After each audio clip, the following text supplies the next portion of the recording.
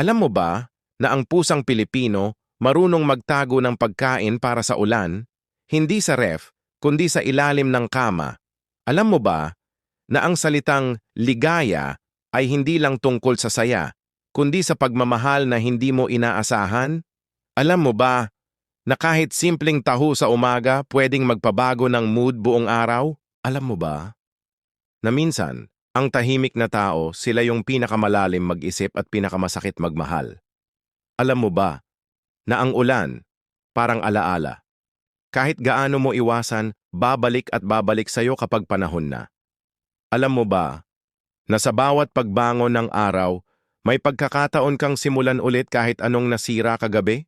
Alam mo ba na ang mga pangakong di tinupad mas tumatagal sa puso kaysa sa memorya ng masasayang alaala?